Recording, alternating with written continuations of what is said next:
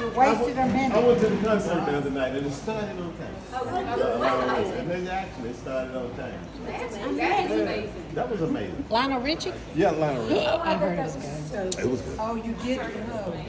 I enjoyed it. Earth, Wind, and Fire. All right, we're videoing, folks. All right, you ready?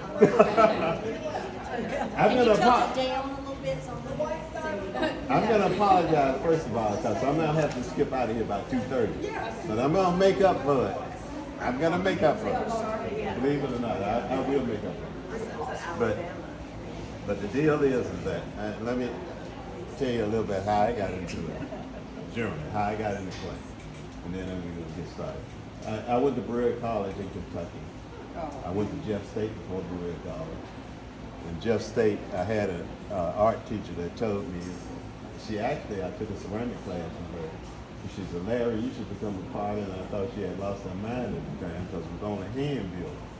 I actually knew nothing about this wheel thing. I had seen it on, on television or something like that. I had seen it somewhere, that people actually throw pots on the wheel, but I had never seen anybody actually doing it. And so when I finally saw somebody actually doing when I transferred from to Berea College, and I had a job in the art department because Berea is a work study school and all the students work. So I had a job in the art department. I asked for it, I got it, and I hated it. And so when I realized that I had my ideas of what the job should entitle, then I found out that it wasn't what I thought I should be doing. And so my supervisor told me they had an opening in the ceramic department, so I went across campus to check it out because I wanted out of there. So I checked it out, and I saw a guy throwing on the wheel for the first time in my life. And it was life-changing because I saw him off a distance. He did not see me, but I saw him. And I stooped down and I watched this guy throw that pot, and when he finished with that pot, I was through. Hook, line, and sinker. And it's, for some reason, I kind of felt like I was going to be a lifer. I said, this is it. Because, artists always looking for that thing. Yeah, you're always looking for that thing that what you figure you should, that lane you probably should be in. And when I saw this guy throwing in the pot, and a lot of folks did not figure out what I saw interested in pots. And the thing is, I had no idea because when I remember going to the museum in high school, down to the Birmingham Art Museum, and I went through the Wedgwood collection, and boy, I looked at that stuff and it made an impression on me. I said, boy, this is about the most beautiful stuff I had ever seen in my life. And so I was taken to it for some reason, never knowing that I'm going to end up doing this stuff down the line, and the colors and stuff like that just kind of stuck in my mind. So that's one reason I'm in the area of designing where I am right now because of that. But Berea College had a apprenticeship program in pottery. And so all the students that was working in the department under resident potter, basically what you do, you work under him, and then he passed out assignments and then things you have to do on a weekly basis. And one thing that most potters do is what you call production pottery. And that's what we did, was production pottery, which means making the same stuff over and over and over and over again. And the thing about that is good skills. It developed good skills because what you do, you end up developing skills that you know when you squeeze the clay, how much height you're going to get out of it, how much width you're going to get out of it. You do the same amount of clay every time. You kind of know what you're going to do. And I know it's boring. And I know most people don't like to do that. But that is one of those things I always say, if you want to get good at throwing, you have to throw the same thing over and over and over and over until it registers in your brain. When it kicks in, you got it. Believe me, it's there, and then it's stuck there, and you can't get rid of it. And so you can call it up on demand. And as a potter, that's what you want to do. Potters want to be able to call things up on demand. When you change shapes and stuff like that, you want to be able to say, I got that. I know how that's done. And so it's very few things that I can see right now that I cannot figure out how they did. And so when you're working with clay, that's exactly where you want to get there. You want to get to that area where you figure it out. I know exactly what they're doing. And so I can do it, I can do this. And myself personally, I never like imitating. I really never like imitating anybody, but I take ideas. And I use those ideas and I kind of translate it to myself. And so that's the thing, what most art, the art edge is to make it fit you. Is not necessarily because somebody else did it. For instance, I used to make these little candle holders back in the day. I made candle holders, and I only started on the candle holders because the lady I knew said, Larry, I want you to make some candle holders. I want you to do them in your way, right? Your way.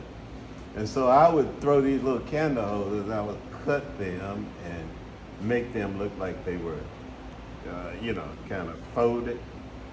And then they became me. They became, it was not the candle holder that anybody else done. It was the candle holder that I did. And so I just added my own little touch to them. I never would have done it had you not asked me. And so I found that out that a lot of things I did was because somebody asked me to do it. And then I kind of translated into how I would look at it, that kind of thing. The thing about working with clay, when you work with clay, I can't dance with a flip. Some of you probably can dance pretty good. Dance. Where did dancing come in? Yeah, but the thing is, working with clay is like that. When you're working with clay, you got a partner. The clay is your partner. And the thing is that you have to work with clay with that kind of thought in mind when you're working with clay, is that we're partners in this thing because the clay got a mind of its own. You got your mind, what you want it to look like. And the thing is that it's only going to produce what you put into it. It is basically lazy. What I've ever demonstrated to kids in school, I said, when you're demonstrating, when you're working with clay, clay have no ambition at all. They really don't. It's for you. It's just like you got to nurture it. You got to shape it and form it into something. And you have to see clearly in your mind what you want it to be. Because if you don't see clearly in your mind, it takes you on a journey. It takes you on a journey. Some people can work with clay and they can see something, start working on it. And then all of a sudden they see something else because the clay is going this way. And they go with it. And see, I'm not that person. I'm a control freak. The clay has to do what I wanted to do when I wanted to do it. And that's the training process of your mind. Where you have to train your mind to be in control of it. And working with it, knowing what it will give you, but also working with it so you can control it at the same time. Because if you don't do that, you end up, you're going out on these tangents. You got to start pushing you out somewhere that you probably don't really want to be. And so you have to kind of make sure that you can control it. So there's steps, there's processes to get there. And there's step by step by step, and you have to do that. And you have to make sure that you kind of stay true to your steps. If you take talking to yourself, do it. I mean, it's like step one, step two, step three. If it take that, do it.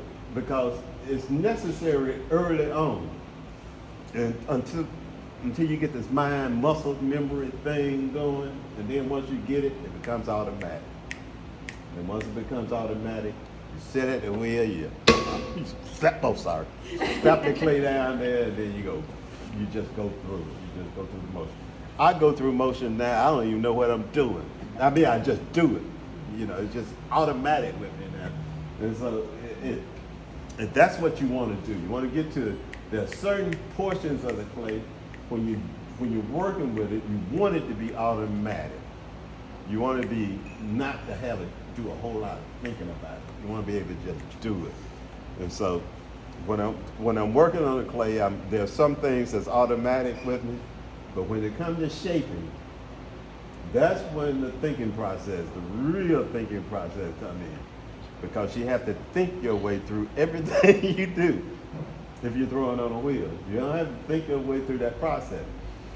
The smaller the piece you're making, the less exaggeration you have to do. If you know what I mean. There are some shapes, that can come in like this on a small piece. But if you're making something pretty large, you're gonna have to exaggerate. That means you're gonna have to push more, you're gonna pull more. You have to do a lot of things a little bit more to exaggerate that form, to make that form look like that small form. Okay, so when I'm working on bigger pieces, that's why bigger pieces cause you a lot more tension, a lot more anxieties and stuff like that, because you have to exaggerate a whole lot more. If you know what I mean. Okay. So, first of all, what I want to do with this class, the way we want to work it, is the fact is that in the beginning we're going to start out with questions that you might have. So if it's something that I'm not covering when I'm demonstrating or something like that, I can try to get to that portion of it to cover it. Because I know if you've been working with pot, you probably got a roadblock. You probably got to a point where you go, where I go from here? You know, and them roadblocks, they set up. You know, I used to have a lot of them. I remember this one guy who got me past a roadblock, and it was just a slight little movement here and there that changed the whole trajectory of what I was doing. And it's like hand, foot, and all that stuff, coordination. You know, when you get there, you start to realize that it's those slight things, it's the very slight little things that you do that make the difference between good and bad. Yeah, bad can be really bad, good can be really good. Yeah, now I never get excited about anything until it's totally through. Because there's 1,000 things in between can totally, cause a disaster. So I asked Margaret to make what, 2.5 pounds? 2.5 pounds balls of clay. Not exact. Not exact, but they're close enough. Feel like you get to a point where you can pick up a clay. You can pick up clay and say, "That's 2.5 pounds." You almost know it's 2.5 pounds or 3 pounds or something like that. And I'm saying this because you can make a lot with 3 pounds of clay, 2.5, 3 pounds of clay. There's a lot of things you can make in that range. And see, I know, people like to push themselves to go larger, bigger. But if you can master 2.5 pounds, 3 pounds of clay, you good. Because that is the basic foundation of your skill level. Because if you can master that, you can manipulate a lot of stuff. You can actually manipulate a lot of things. And with clay, that's what you want to do. You want to be able to control what you're doing and make sure you got it under control when you're doing it. You don't want to guess at it. You don't want to make sure that you don't want to get to a point where you made something really good and you're trying to figure out how I done it. If you know what I'm doing, I don't know if I'm saying it. I don't know if anybody ever done that. but you don't want to guess at it, because guessing at it ain't gonna work the next time around. It's just not gonna work. It's only these, repetitive patterns that you can do, that you can establish that kind of actually, what am I doing when I'm doing it, and how did I get there? So. But anyway, this is 2.5 pounds of clay. Any question? First of all, any question about it? Your table. What do you have on your table before you Oh yeah. One other thing I wanted to say. This is a must for most people going to do an advanced throwing. This is a throwing stick. We call it a throwing stick. It is a stick with this knot on the end, because on the inside of, when you're throwing a vessel, your fingers are normally like this. And so it mimics your fingers on the inside when you're throwing a piece. So it becomes your fingers. It takes some getting used to. I ain't gonna say you just jump on this thing and you got it. It's just gonna take some getting used to. And once you get used to it, once you get used to finding out where that thing is, you stick it down in there like, where is it? Right. And you get some adjustments, and over time you'll figure out exactly where it is, and then you work with it accordingly. Okay? So Is it the same for right or left-handed people? it's yeah. Well, actually, There's a left-handed. there's a left-handed one. There's a left-handed. There's a left-handed one, because this one is smooth to this direction, Where did I see the left? and this one is smooth. Because if you put it in the other direction, see, you run against this. Yeah. And you want to run against the smoother side, like this. You looked it up the other day. You see what I mean? And I'm going to tell you, first off, if I try to throw left-handed, it's like me starting all over again. It is, it's really hard for me to adjust to that other direction that the wheel goes. Right-handed throwing is clockwise, counterclockwise direction, and left-handed goes the opposite direction. So, and you always lean. Oh, I forgot to turn it on. It was a test. You always make sure you're leaning. Now, I'm reviewing this for some people. I like to do this, initially when we start class. We're going to move on to some other shapes, throughout this class, because I know there's some people that have been with me the first time around, and they saw some of the things we've done the first time around, and there's some other things I wanted to add also, as far as shapes is concerned, because I know a lot of times, when you can develop a certain proficiency, and then all of a sudden there are certain shapes that kind of just kill you. I mean, it just kill you. I had problems with round shapes. I stayed away from round shapes for the longest before I could, and then now I love them, because I know there are some shapes that no matter how many times you throw them, you always got to treat them like they're new. I mean, that shape, you got to form that vessel as though probably you've done it before, but you got to make sure you pay attention to what you're doing. There are sometimes you can get real lazy with throwing. And what I mean by lazy with throwing, I throw this well, so I do this, I do this, I do this. And so you don't push it. And what you want to do is push it. You push it, you push it. You try to figure out how much you can get out of it at a given time, which means you can probably mess up a lot. And if you don't mess up a lot, you don't grow. And to be honest, clay can make all of us feel stupid. One time or another. It really can. It can make you feel really stupid. Like, why can't I? Why? And you start talking to yourself. Just don't answer yourself. Just you start doing that kind of stuff. So, but anyway, what clay is this? Mom? Clay. What is it called? That's Standard 182G, Standard 182G. extra broad, Extra grub. Ooh, good. sandpaper. Okay. It's like sandpaper. Okay. It's Well, either that or reclaim. uh-huh. It's either that or reclaim. Okay, this is good. You know, I like a little grit in my clay. Why did you wet your wheel? I dampen the wheel because it sticks better. So when I smack the clay down, it sticks better because, you know, it just sticks better when you dampen the wheel. You just dampen it. You don't want it wet. I use class and one of the classes, and people use the wet thing and try to stick clay, wet it, and things Right. just sweep right off.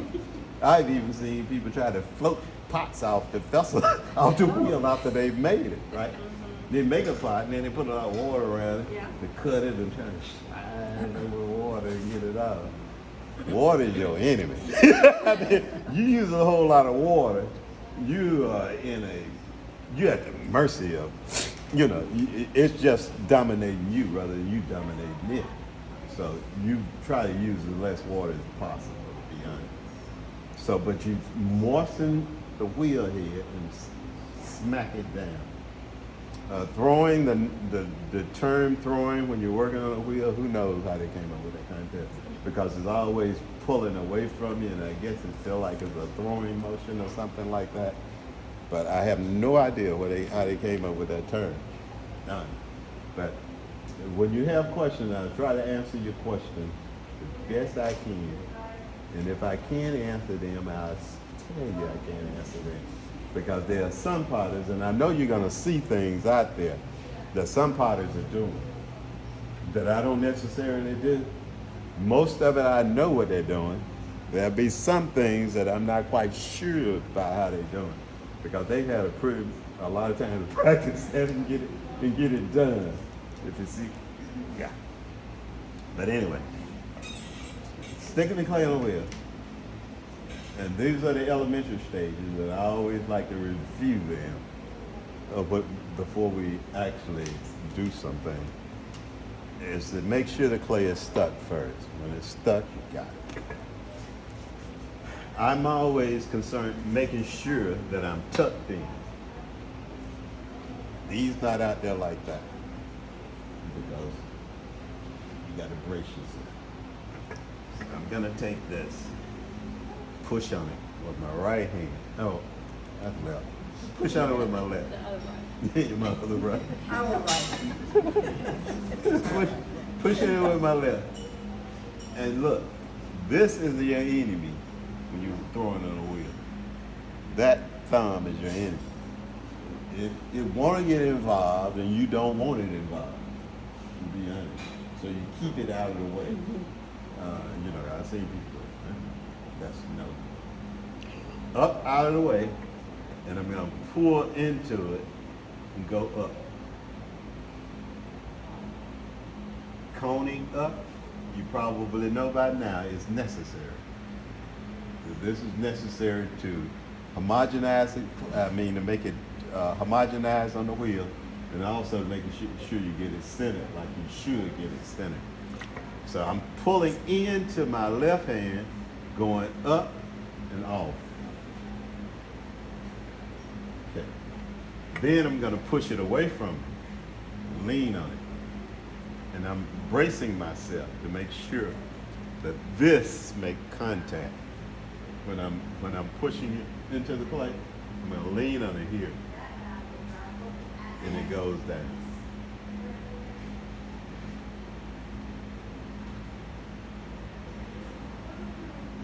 Now I did that with one hand because I wanted you to see it.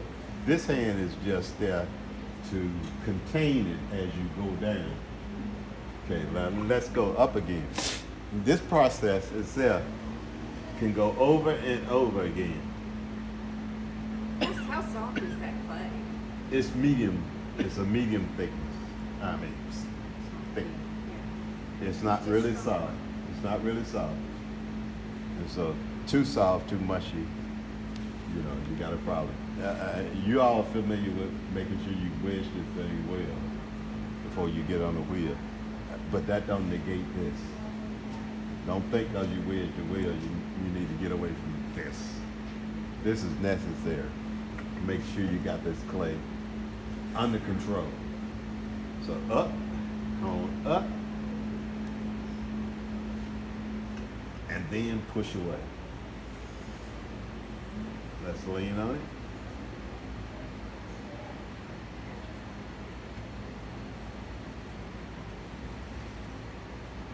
Now I could really exaggerate this so you can see what I mean by leaning on it.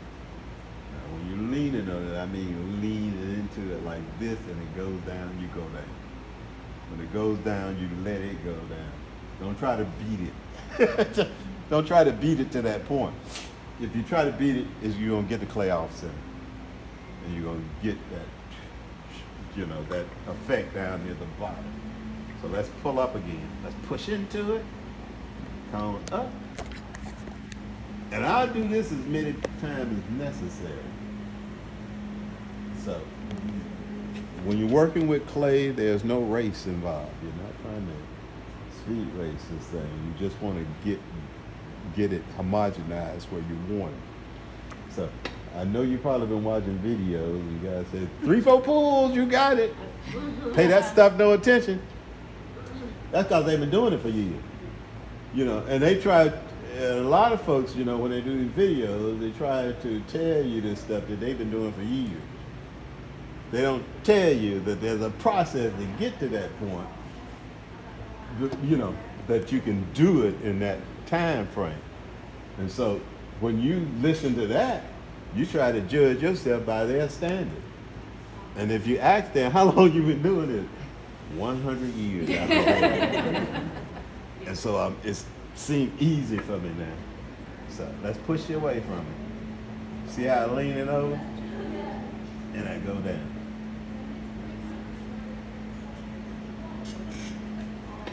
Okay? This hand is just to help you see. You got down. That's the reason I didn't put that hand there. I just put the other hand so you can see what this hand is doing. Okay, now I've got it.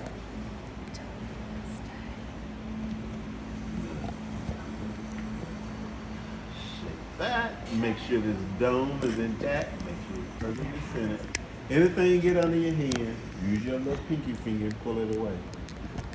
You don't want anything under your hand jumping around because it throws you off center again. So you want to make sure that it's a clean dome. So pour that clay away, that unnecessary stuff. Now let's go back here now. Let's open it up. I use the left thumb. Now press down with it to open it. Thickness is based on what I'm making. So what I'm making would be based on how thick I leave at bottom. So let's push down a little bit right here and pull back. If you see I'm bracing when I'm pulling back. And you want to make sure that you brace it, because if you don't brace yourself, the clay can control you rather than you controlling it. These hands are in communication at all times. At all times. So they're touching each other. So if they're not touching each other and they're disjointed, they're not working in unison. So let's pull this out a little bit more. And I always say, make the base wider than the form is actually going to be. Why? Because you can bring it back. You can bring it back over the base. But if you don't make it enough base and you start pulling up the walls and the base should be wider than it is, you got no clay down there to support the walls. So if you make it wider, you can always bring the clay back over the base and you got the walls. So that's why I do it. So, and that's a good practice, believe it or not, because you can run out of clay right here at the bottom because you're doing something and you got no clay to support the walls when you pull it up. Okay. Now I'm going to do this. I always like to pinch up first. Squeeze up, pinch up. That's to get the clay going. this thumb is pinching. Now it's useful. So I'm pinching in, squeezing and pulling up at the same time. That movement get the clay going. And once I get the clay up, start going up in this direction, I'm in control again. Now, I gotta clean up a little bit. This, you can get lost too when you're working with clay, because you got too much of this stuff on your hand. If you don't clean this stuff up, you can't even see what the clay doing.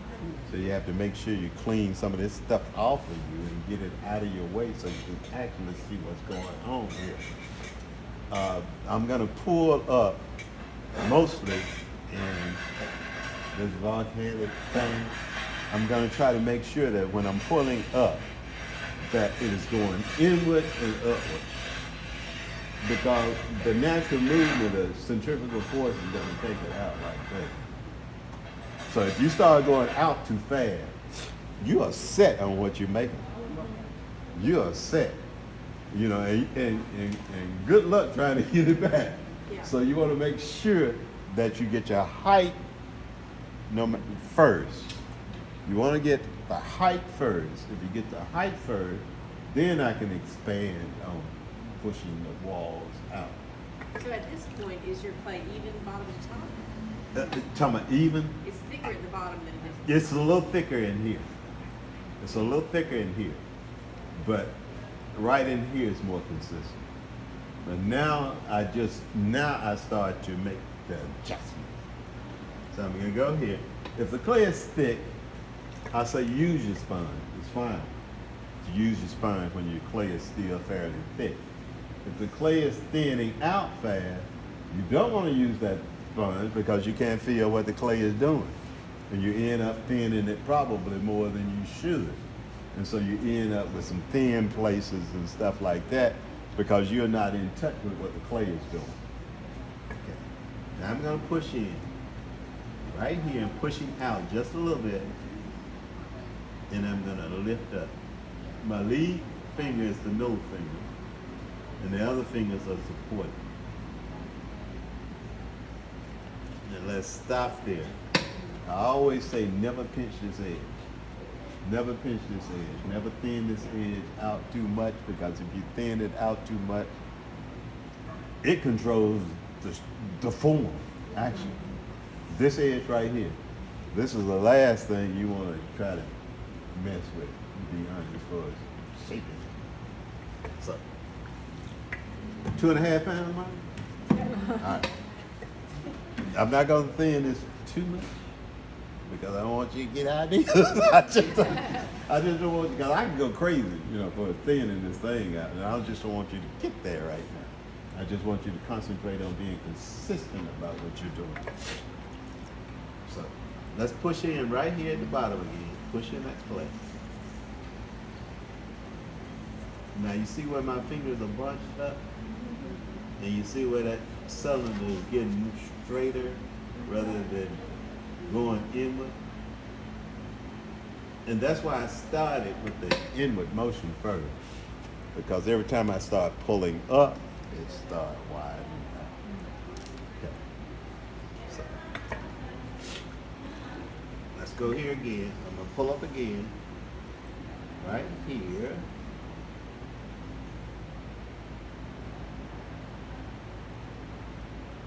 And come up. What I'm looking for right now is uniformity. I want to make sure that the thickness of these walls. Are you using one Mint. finger on the outside or two? I'm using bunches. I'm bunching up, but the middle finger is taking the lead. They're bunched up like this, but the middle finger is actually taking the lead. Okay. But they're bunched up as I go up. You have a sponge on your hand? Only when it's thick. But when that peanut character used that security blanket? Yeah, so I have this sponge here sometimes that be like a security blanket. So sometimes it's in my hand and it's just there. you know, it's not doing anything. It's normally just there. I only use it for the thicker clay when the clay is fairly thick. When the clay starts thinning out, I'm not messing with the sponge, but the sponge is going to be very deceptive because you start spinning that wall with that sponge. You ain't feeling nothing. You don't know what's going on with that clay. And so you're pulling up, but you cannot feel the thickness of the clay. And if you can't feel the thickness of the clay, you don't know how you can expand it or anything like that. So you have to make sure that your fingers is actually feeling the thickness of the clay when you pull it up. Does that make sense? Let's go here again. Here. Now I pay attention to the bottom before I move too fast, and I come up slowly. Now, I'll be honest, the middle finger is not doing anything right now. That finger is. The top finger will. And I'm trying to make sure, and this is a problem with, and I know everybody encounters, is that when you're pulling up like that, you have to make sure those fingers are working in unison, because there are some that would try to wipe out your progress. And if you're not careful, you're pulling up one way and the other one's coming behind doing something totally different. And the next thing you find out is that you got a problem. You've got a problem, you look down there and it's doing something that's not what you expected, because you're not paying attention what that other finger is doing. So you have to make sure that they're working in unison when you're doing it. This is a 2.5 pound cylinder. It could be stretched higher if you crazy. It could be stretched higher, but you want to do that. This is a good thickness. If you go it could be thicker, to be honest, depending on what you're shaping. So if you can get this up and make sure that you take care of this area right in here. This area right in here. That means when I'm pulling up that cylinder, I don't just touch it and go. I stay there for a moment and squeeze and make sure that it is engaged. And when it's engaged, I go up further. Because if you don't, you leave a ton of clay down here. And you end up with the bottom heavy pot. We call them bum pots. Throw it up and fall bottom first. Yeah. But you want to make sure that this area is thin enough that you can move on from there. And from here, you make decisions. This is the point of decision right now. Is what did I do with this cylinder right now? And you got options. You got plenty of options. It's like narrowing it up, pushing out, whatever. I always remember, the outside fingers are pulling and thinning out as you go up. The outside hand. The inside hand is shaping. So if the inside hand start doing something that it ain't got no business doing, it starts shaping before you're ready, it puts you in a bind, because it do something that makes it hard for you to compensate, to come back from. And so you have to make sure that the inside hand is not dominating before it's ready. Okay. This happened a lot. It happened a lot. So you make sure it's not dominating. So with this, let's for instance, let's take this now and squeeze this in. Let's collar this in. Make sure the top edge is going first. So let's come up and squeeze that in, like so. Then I go back. Don't panic, because you get a wobble. And then I'm going to come up and thin out a little bit. Right here. Because whenever you change direction with the clay, when you change direction, the top edge always pucker a little bit. So you have to make sure that's in control. So let's squeeze this in a little bit.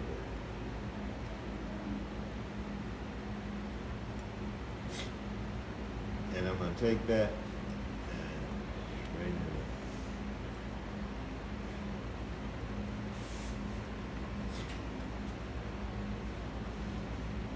up. Now, I'm paying attention to this. Go ahead. I'm sorry. You haven't been, and I guess because you, but putting your finger on the top edge, kind of compress it. No, Are you I'm not- doing it in a certain way? I'm just not seeing? pressing this down. Okay. I mean, Because- just to kind of, The clay got to go somewhere if you press down on it. yeah. So if you push down on this, it will somewhere down here. So you don't recommend compressing as you go up? No, no, 'Cause I no, always thought you went up and then you kind of, Yeah. no. Stay away from this edge. really? This edge, if you push this clay back down, if it's uneven, it got to go somewhere. So if you push down on it, it's gonna push out somewhere else. So this edge is only to cut it off. It's been everybody's videos, is everybody's focus. Cut that edge out. Just Yeah. make sure. Make sure this edge stay clean. This is controlling everything. If you get this edge uneven, then more than likely everything else is not going to fall into place. If this edge is uneven too, the tendency is, and I don't know if you've done this, but if in case you have done this, you tend to follow it. This edge get jumpy, you get jumpy. You start fooling around with stuff and then jumping all over the place because this edge right here is jumpy. But this edge right here maintains your sanity. So you make sure you just cut it off. You cut it off as many times as necessary, to be honest. Don't push back down on it. Okay, I don't know No. why I thought you brought it up and then you kind of just said Yeah. it. Okay. I don't know why they say it.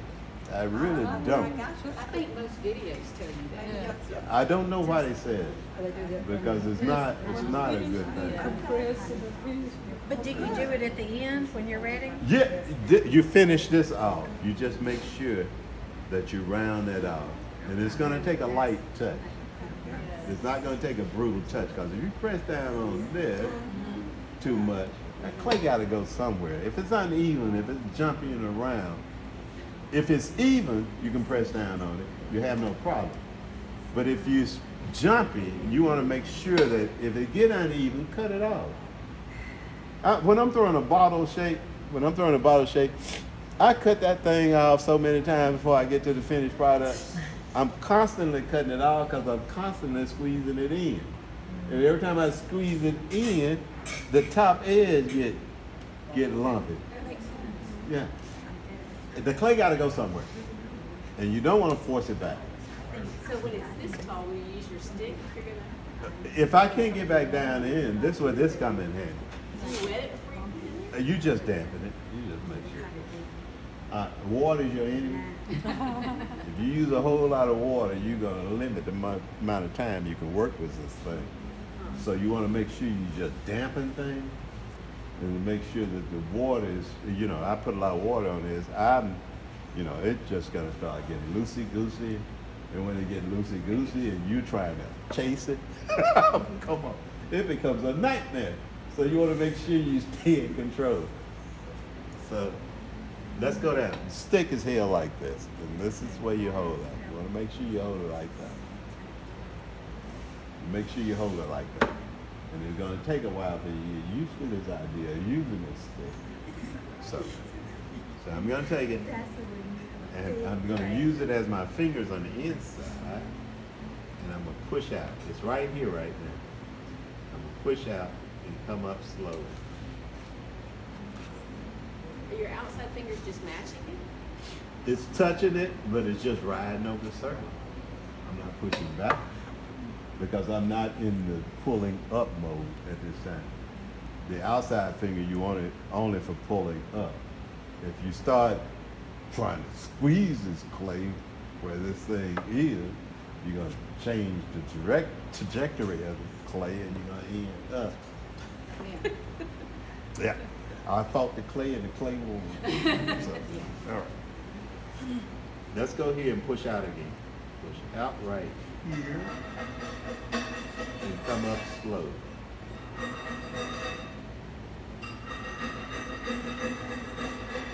And I'm going to stop right there. Okay. Now I'm looking at the clay going away from me. I'm looking at the shape that I want. And I definitely got to have in mind where I want it to go. Because if you don't have it in mind, the clay already got a leg up on it. So you have to always think, now I'm looking at it, is it round enough or something like that for me? So now I can go back again.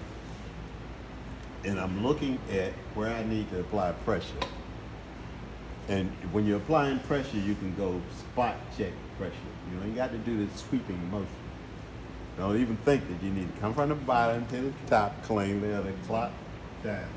You can just push in areas, push in areas, push in areas till you get the shape that you want. So which part of that stick is touching the inside? This right in here. So let's push out again right here. I'm going to come up again and push down slowly to there. I'm going to come up here, push out a little bit, go down to there. You see where it happens? Yeah. You can see the stick. So I'm going to come up again and push in this area right here and push that out. And then I'm going to run this up to there, up to the neck.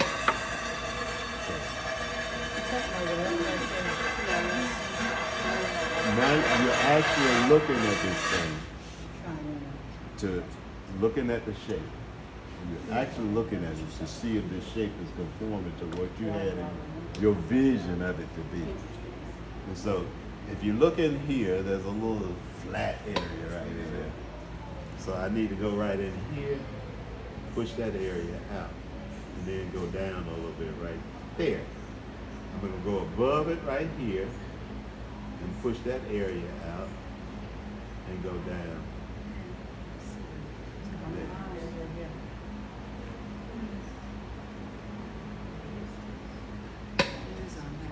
Okay. And then you got to say, am I going to quit here? Or do I push it on? So we push on. And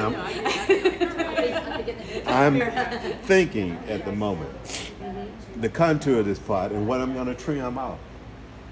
So you're thinking also what I'm going to trim off to make really this part accentuate itself. So now I'm going to push back out right in here, right down here, and come up a little bit. Because there's some clay to be trimmed there. And I'm going to come up slow.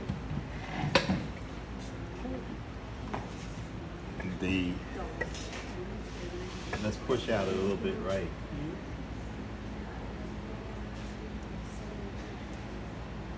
Come up. All right. Now, if you've got the body and you're satisfied with the body, the only thing you now concentrate on is the neck and the finishing area. I always do this in stages. You create the body, then you finish up the upper. Potters always refer to vessels as the shape, body shapes and stuff like that. So we started talking about the neck and the shoulders and stuff like that, the shoulder, the neck, and all that stuff. So normally we refer to things like that. So let's take this now, and then lightly come up, pinch this there.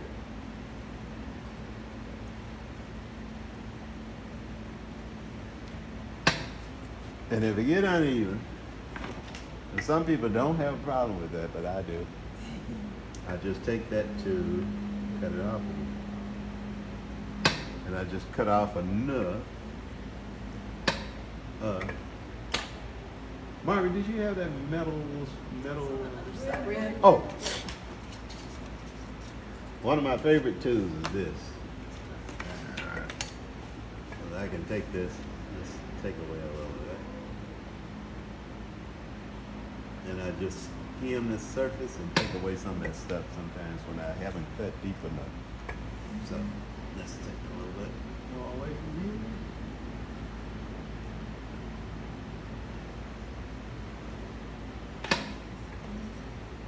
You don't want to dig this down, go too far because it'll jab it.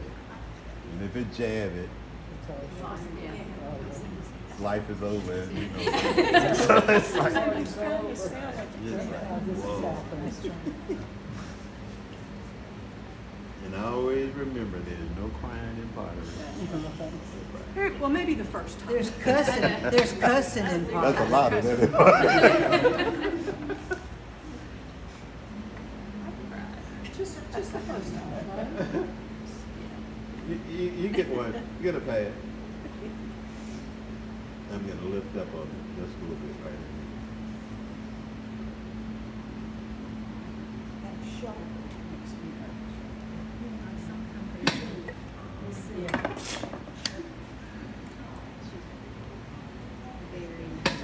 So, Larry, like if you kept trying to make that wider, I guess depending on how much clay is at the bottom, you gotta worry about it.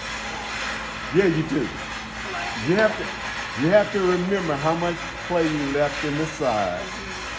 For instance, if you thin it out too much and you spread this out, then you all of a sudden realize I've gone too far, and I've got nothing. You know, if you get it to shape like something, you get lucky. But a lot of times, if you thin it too much, you've got a big problem. Okay. Yeah, it'll sag in places, Yeah. and you have a hard time calling it back. So that's the reason uniformity when you're pulling up your cylinders is very important to make sure that the wall thickness is uniform when you pick it up, so you know what thickness you got. But if it's not, you end up with problems. So let's take this now. I'm gonna push back a little bit. Right in here because it was not round like I like it.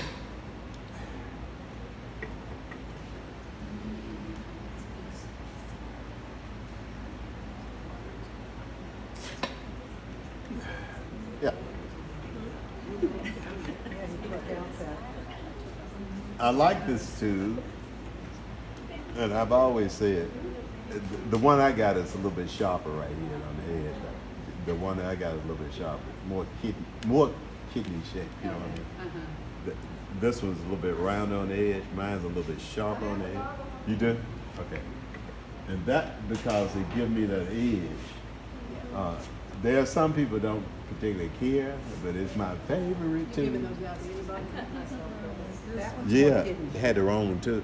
I don't know what it is. Somebody sold some stuff that was too sharp. I cut myself with that deal. Because if it's this is the one. Yeah. If it's too sharp, this thing right here, that was some tools that was too sharp. I saw them. And if it's too sharp, you had to cut it. But then because they, who you bought it from, whoever it was, they just didn't sand the area. Yeah. Because of it. Yeah, if you can rub your hand across it and ain't cutting you or nothing like that, you're okay. But if you get something like this, you buy something like this, and that edge is sharp from the get-go, don't fool with it, because I don't know if it's a Kemper tool. Is this a Kemper tool? That is. This is a I think Kemper that's tool. a Kemper, yeah. This Kemper is the company that make it, and most people say a Kemper tool. But it gives me that flexibility that I can bend it like this to the surface of this clay. And also I got this little angle here that I can put a little defining line there. So push right there. Come down. Round that out a little bit. Now a shape like this is so now if I was throwing a lid for this, I can throw a lid for this or anything. I can leave it as a vase. I can change the trajectory of this thing and lean it out and make it more of a vase looking piece of all. But these are the forms. When you start throwing forms like this, it's going to make a whole lot of difference in the other things that you throw. Because this is going to make you concentrate. Don't think for innings that it's going to just fall into play. It don't fall into play. Because for you to get the shape in, you're going to have to watch it and see it. And it's just not going to just happen on its own. I've heard people say it time and time. First time I got on the wheel, I threw a pop. But you got lucky the first time. It don't work every time like that. You got that lucky, now do it the second and third time. If you do it the second and third time, we'll say you're a genius. But if it don't work, yeah, you in the category with everybody else. So can I ask a question? You've rounded that at the top, and Mary was mentioning how it can sag a little bit. Is it better if it That looks- shoulder does- you're the talking shoulder? If Yeah, it's the shoulder. not as rounded and it looks a little pointed, is it better to use the rib, or can you use the stick? You better to use rib in the stick, to be honest. I'm always lifting up on it and have the rib on the outside. And I'm actually, I'm lifting up. Shaping it. Yeah, because if I get this too straight, gonna fall down inside the other piece. And this right now, what I'm telling you is this, once you throw a form like this, you can start seeing things off of it. And so this could go all the way in really, really, really narrow to a ball shape, but you got to work on it. Yeah, right. Don't think you're just gonna squeeze that thing and it's gonna be there. You're gonna have to slowly bring that thing in. We'll do that. We're gonna do that down the road. I'll show you exactly what it's talking. But Margaret, I'm gonna take this off right now. All right. This tool right here, always remember you hold it like that.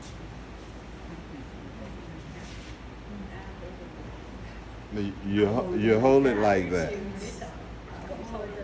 Hold it like that. Hold it like that. In the other way is wrong. Yeah, you're always wrong. But you're holding it like this, you're bracing it. And then you lead with the tip. The tip go in, you press down till you get to the wheel. And then you lean it away from it.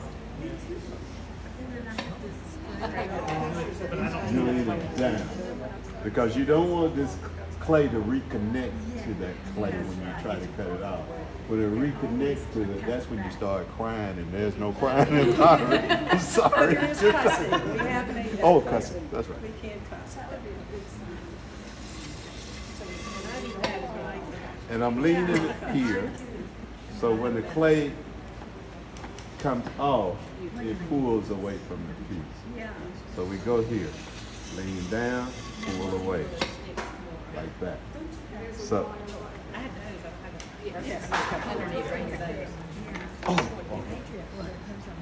I'm gonna cut this out, okay. I'm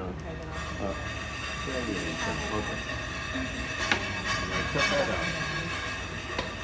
And I always just press down, pull up through that. Don't waste your time going through slow. Make sure your hands are dry, and then you touch it lightly and lift it out like so. You see, once you got that, and the next step is trimming. Once it gets a little hard, then you trim it. You know the shape that you got. Then you know how much you want to trim off of it. Okay. And you better know how much you want to trim off of it. Because if you don't, you trim it too far. In inches, how much do you leave at the bottom about? And it depends on the piece. That piece right there probably had like 3/8 of an inch. That was probably roughly about 3/8 of an inch. Because I just want enough clay that if I want to trim a foot underneath, I have some clay there that I can actually trim a foot underneath it and also create the same shape as you come in.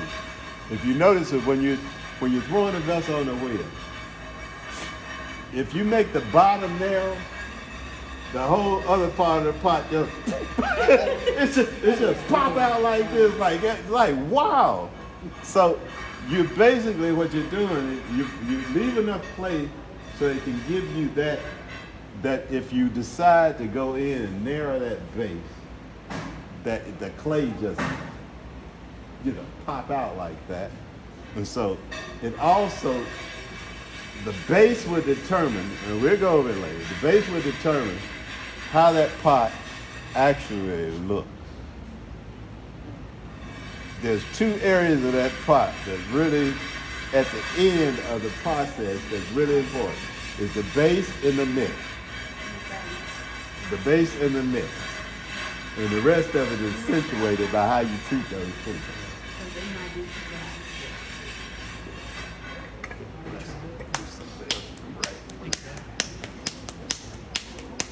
And then you all can get started. I stack them, you know what happened?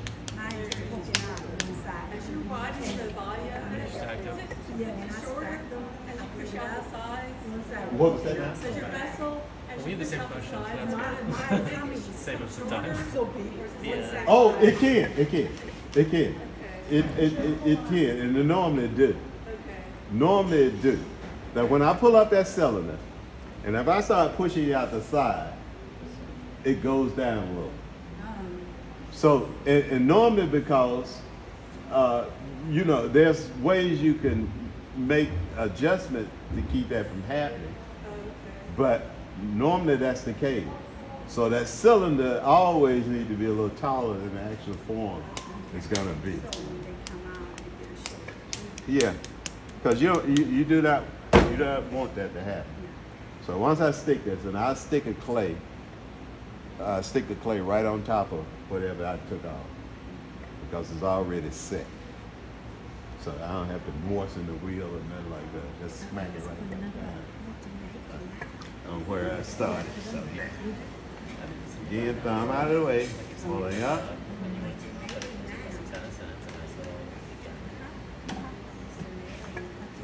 Don't get caught up in all this when you're centering. A lot of times we put too much thought in the center.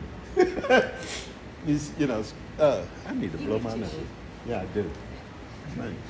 I've got sinus problems right I know, now. I figured you did. I do have sinus Here, problems. how, can you get it? I don't know if I can do it. Here, give me here. There you go. It's just like, I got that too. I had a sinus attack last week. Wow. Anyway, trying to get up. But anyway, don't get caught up into this centering thing. A lot of people put more thought in it than necessary.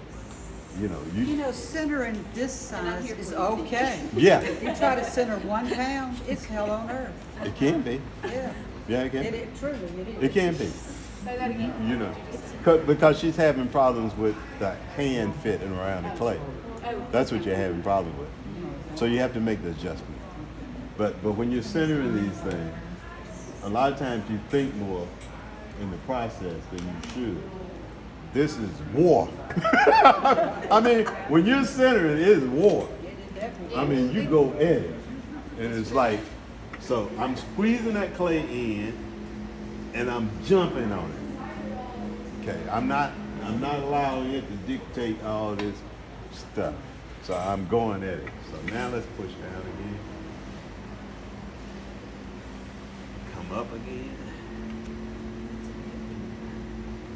Push down again.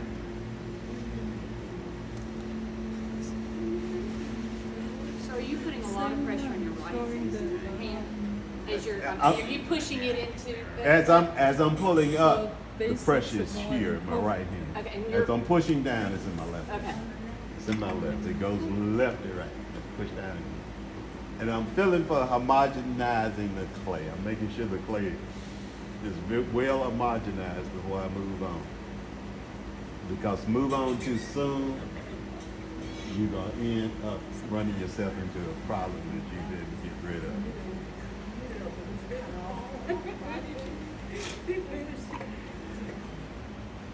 All right, now, dancing down. This clay is not peeling. I don't know, Margaret, because the garage is in it or what. but it's not running underneath my hand. Clay is really good. So some clay, So we all look yeah.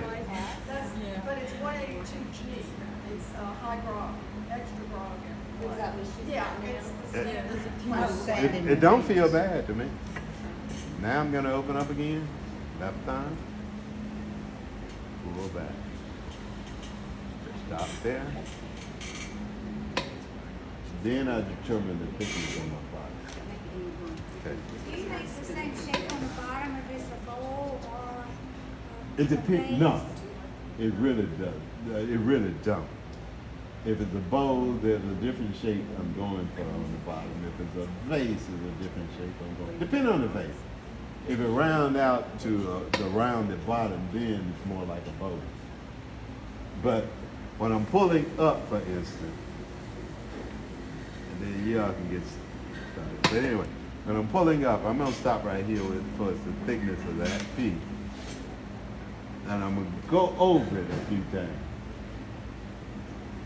Back and forth. Sometimes it's good to do this. And the reason it's good to do this at this point is because the bottom can get scattered brain. It can get loosey-goosey right in here. And if it's not well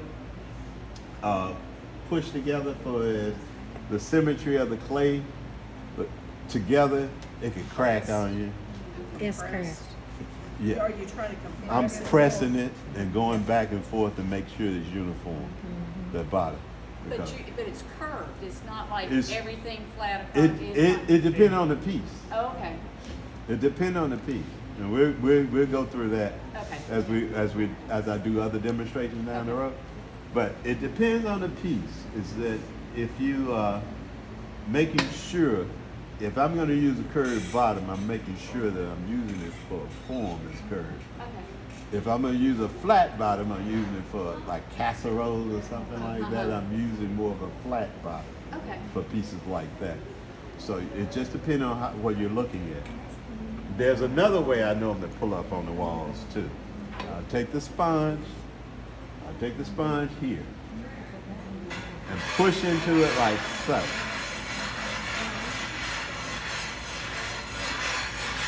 I'm pushing into it like so and then pinching up with the sponge on top.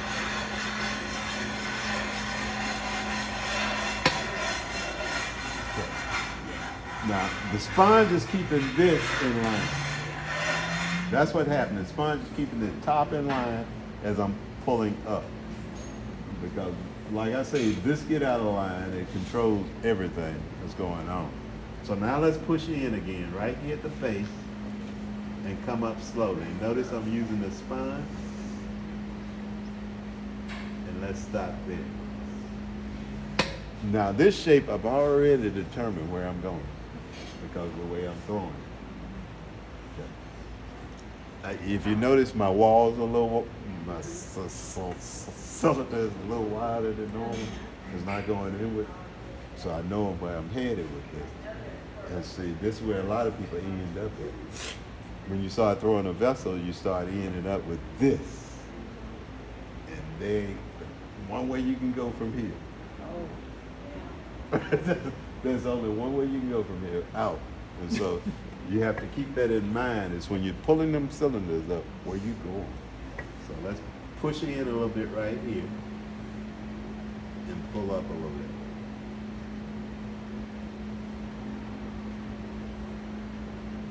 And again, I'm gonna stop right there at that edge before I pinch it. I'm just saying this because I was loaded a lot of vessels inside that keel that this area up here was thin and paper. And it gets so thin that the slightest touch, you break it. You know, especially when it gets dry. And so that's the part that you have to really look out for. I'm gonna take now, this is getting under my finger, so let's get that away. Just dig down and pull it away from that. So now let's push this clay back underneath again and go up again. You notice I'm going out, out, and out. Let's stop right there. now let's press here. And the only reason I'm pressing down on the clay is because the top is even. Top is even. The top is even. If it wasn't even, it was doing this jumpy stuff, I cut it off. You know, just make sure you cut it off. Don't mess with anything that's kind of bumpy like that. Just cut it off. However many times it takes, cut it off. So now I'm gonna push out from the inside and come up slowly. Stop here. And let's take care of this edge again. And lean it out.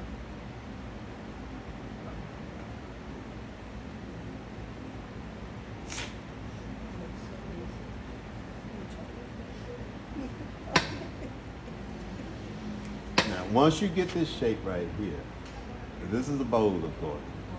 Now, everything now can be operated from the inside out.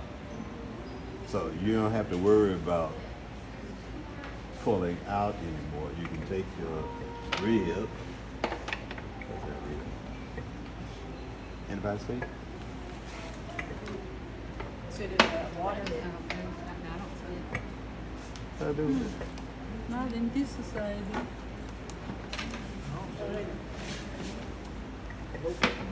Right here. Margaret, I didn't give you a rib back, did I? Did I give you that rib back? I got it back. Oh! I was looking, She's messing with you. I was looking for. We're all Okay. I don't even remember that. I remember the other one, I do, but that one I don't. Let's go here now. Let's take some of this away.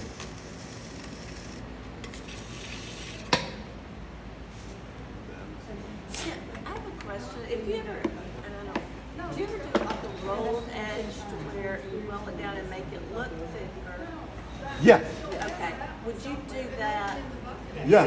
for Sometime. You would do that. I'll do it here. I'll do it with this one. Oh, No, I do it with this one. I'll show you what I'm doing. okay.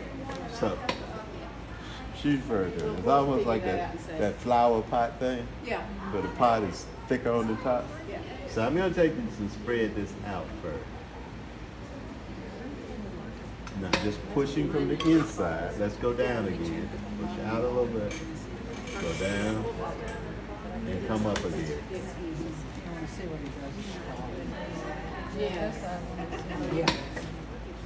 Okay? This is all internal pressure. This have nothing to do with you messing with the outside or nothing like that. So let's go here now. Press So the down. hands are inside. Yeah. Come up slowly. Push out. Let's go down again. Slowly. But I think he's talking about how everything is there. That one just did is what it is. To get that part. Now she was talking about. They were talking. If the edge is not thick enough, let's thin it out a little bit first. I don't know if I've gone down too far. I'm gonna thin this out a little bit. So just in case you got a thin, Are you pulling up or just I'm pulling, pinching, pinching? pinching it. And let's now push this over.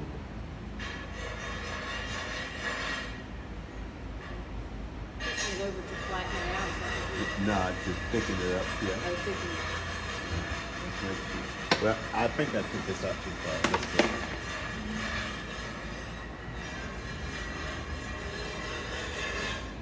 I mean, is that something that you would everywhere you want to do? I mean, I've It's done- something that you have in your toolkit. Okay. You want that, you want to be able to do that. I So- just didn't know if you would do that before or after you whitened it out. So I guess- Normally you do it, I probably would do it just a little bit before I get it to where I got it. Okay. But anyway, you just lean that over. Is your thumb supporting that on the other side? Just like this edge is doing this.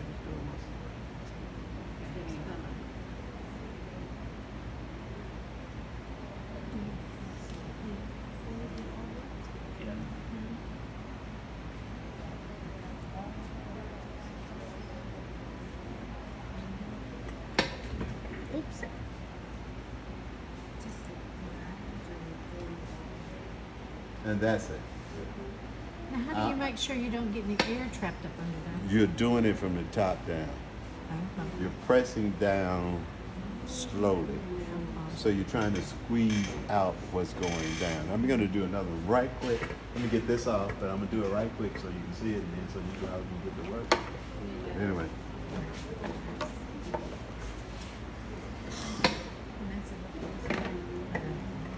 We're getting in there. Oh, that's right. Oh, I know, it's gotta be in there. Bows you kind of lift off like this. You go underneath like that and lift them off. And they normally conform back to shape. Yeah, I don't know where the rib went. Oh, yeah, thank you. You're welcome. I appreciate it. Find it. Tina said things have been mysteriously disappearing. Really? The rib's gone. Pick up the muscle memory. She said her, what do you call it, the thing that she... That other rib Oh, that here's I- the rib right here. Oh, okay, there. Where her speaker, she said disappeared. That big time. Yeah, Might thanks. help you. I appreciate it. That's a little thicker. Yeah, well, I just went to, I didn't have tissue and. That's all right. It's I'm just going to Open do and this de-roll. really quick. more than like And then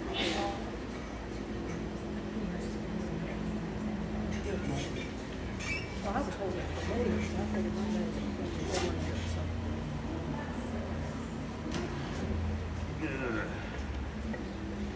This time of year, the sinuses are Oh crazy. God, I was out there trimming shrubberies the other day. That'll do it. Boy, I'm telling you, I was like, what hit me? All right, this is gonna be more of a flower pot, so let's do this right now. Flower pot. Yeah, see,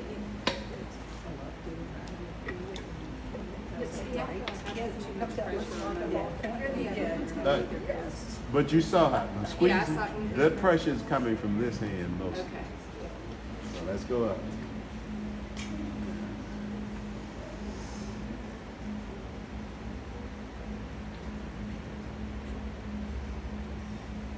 And inside is really the guide. I mean, you're just going up with pressures Yeah. on the outside, but you're just barely touching support, I guess, is the best. What happened is, and I'm gonna exaggerate this. This is what happened. Let's push in a little bit here. Now you see that little red? Uh-huh. The outside finger is coming right underneath that little red because the inside finger is right above, Love it. Okay. and that's what thins it out. Sometimes I can do great, and other times I'm like pushing it. I'm pushing too hard from the Yeah, inside is yeah. what I think. It takes repetition to kind of make sure that you establish a certain feel when you're throwing play. And once you establish that certain feel, then you kind of mimic it every time you start doing things. And it's just a matter of you feel it. Yeah. And you make sure you feel it. Yeah. So let's go up a little bit right in here.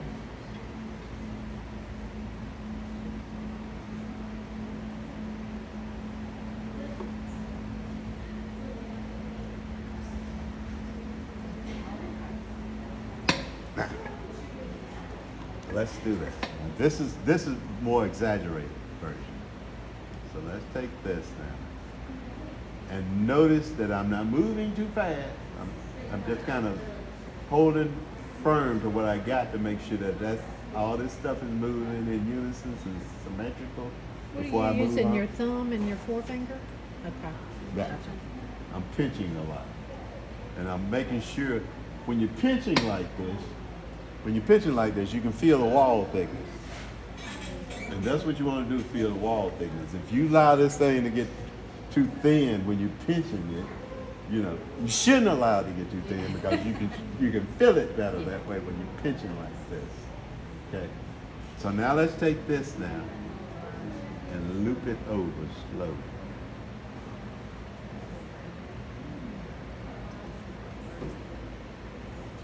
Now they was wondering how I keep from trapping air inside this. Is to make sure I'm pushing from the top down. To make sure that when it make connections up in here, that it's sealing as I go down. And pushing any air out of there. See that?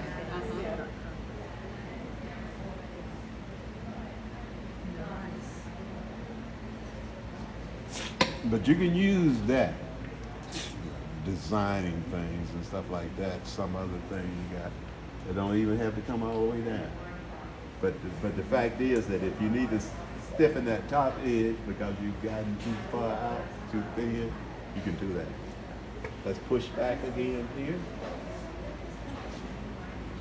and come up slow.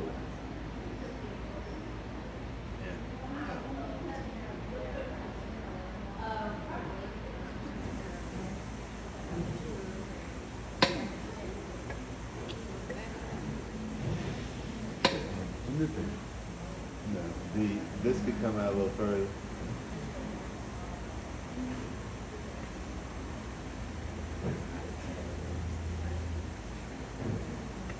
One of the most terrible times I had instead of maybe flower pot. Making flower pot. I had assignment to make flower pot. Now I made them too. I brought that back. So brought that ugly memory back. And I made them. It was the decorating that got me in trouble. Oh. I had a dream one night, and I saw myself streusling these glazes on there, layering the glazes over and stuff like that. So I went out there and I went to the glaze buckets and I streusel that glaze, streusel it around the side. It was the ugliest stuff in the world. When it came out, it made me want to cry when I saw this stuff. And then I had that same day they came out of Kiel, I had my evaluation with my supervisor in the art department, in the ceramic department. I had to go in there and look at that stuff while we were talking. Did she grade you on the form? It was- and then the glaze, or were they both like one? He was pretty good about it. I'm glad he was, because I couldn't have taken anything really hard at that moment. But he said that, he said, Larry, I admire the idea that you had the idea to do things like this, but did you have to do them all? Just do one. Yeah, but I'm all in, all out. That's it. Well, you thought it was going to be great. Yeah. Might as well do it all. Look better in the journey. But that's pretty much it, y'all. And This was a great one. but anyway, we will be going over different forms in this class. I add different things that you might be interested in down the road, so we'll add those in and